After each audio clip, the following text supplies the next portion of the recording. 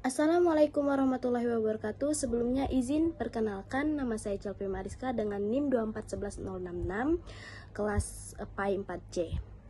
Jadi di sini saya akan membuat video untuk memenuhi tugas mata kuliah Fikih Muamalah dengan dosen pengampu Bapak Muhammad Rafiq Anwar, SPDI MPD. Nah, di video kali ini saya akan menjelaskan mengenai konsep harta serta beberapa unsur-unsur lainnya. Nah, yang pertama itu saya akan menjelaskan secara singkat saja. Yang pertama itu adalah pengertian harta. Jadi, pengertian harta di sini tentunya sangat luas ya. Ada secara etimologi, secara umum, secara istilah maupun menurut bahasa. Tetapi hal yang kita pikirkan pertama kali itu tentunya harta itu adalah uang, karena itu sangat umum dan lumrah sekali kita dengar di dunia ini bahwa harta itu adalah bentuknya uang. Nah, akan tetapi secara etimologinya harta itu diambil dari kata al-mal yang artinya cenderung, condong, dan miring. Namun menurut umumnya diambil dari kata mal yang artinya harta atau uang. Nah, secara istilahnya harta itu adalah segala sesuatu benda yang sifatnya itu materi atau memiliki harga yang dipunyai oleh seluruh manusia. Secara garis besarnya, harta itu adalah segala sesuatu yang memiliki nilai ekonomis yang tentunya berharga dan bisa digunakan oleh manusia untuk memenuhi kehidupannya. Namun, harta juga bisa disebut dengan titipan. Dalam Islam itu bisa disebut dengan titipan Allah atau amanat Allah untuk manusia agar dipergunakan atau dipertanggungjawabkan dengan baik. Nah, selanjutnya yang kedua saya akan membahas mengenai harta. Kedudukan harta. Tentunya harta itu sudah saya jelaskan di pengertian harta tadi memiliki peran penting atau peran pokok yang sangat penting di kehidupan manusia. Sehingga para ulama fikih memasukkan harta itu ke dalam Al-Daruriyat Al-Kamsah, di mana itu adalah 5 pokok kehidupan.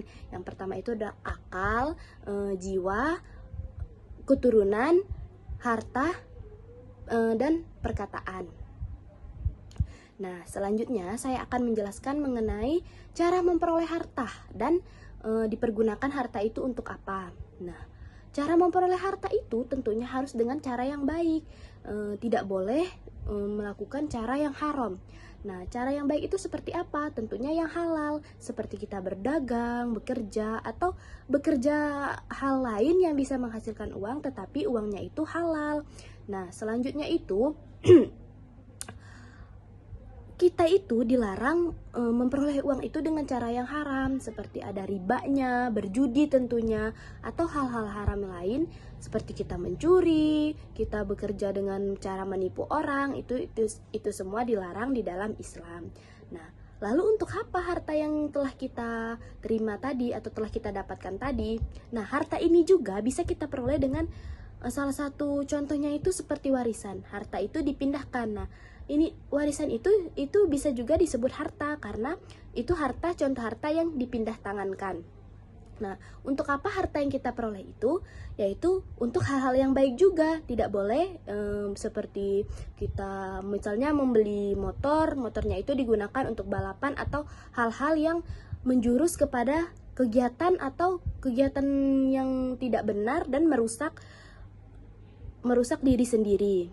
Nah, selanjutnya ada kategorisasi harta. Harta itu tentunya dibagi kepada atau terdiri dari beberapa jenis. Salah satunya itu yaitu harta ain dan harta dain. Nah, harta ain itu adalah harta yang terlihat, sedangkan harta dain itu harta yang tidak terlihat.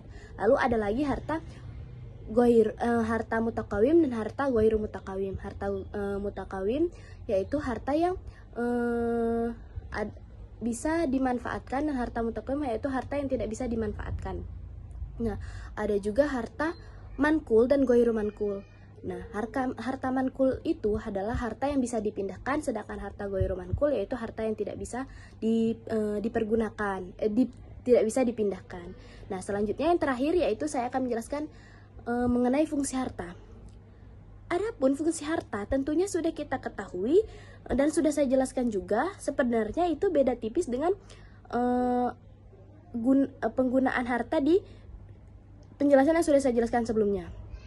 Tentunya harta itu bisa digunakan atau fungsinya itu untuk hal-hal kebaikan, seperti di dalam menuju akhirat, kita itu bisa menggunakan harta itu untuk sebagai alat-alat kita. Harta itu bisa kita gunakan, uang itu bisa kita gunakan untuk membeli alat-alat kita untuk sholat, seperti kita membeli sajadah atau yang lainnya. Tentunya pokoknya harus digunakan untuk hal-hal yang bermanfaat.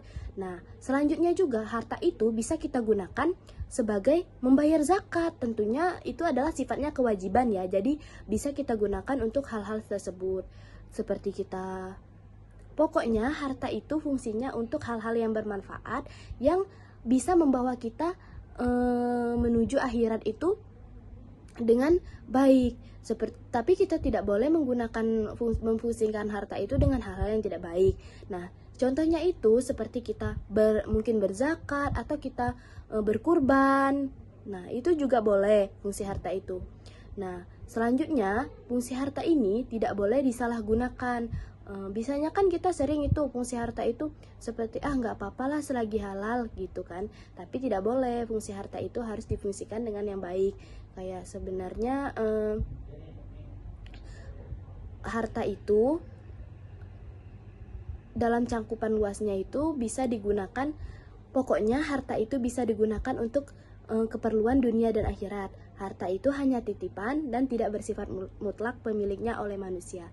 Adapun kesimpulannya dari materi ini, harta ini adalah sesuatu titipan dari Allah yang sifatnya itu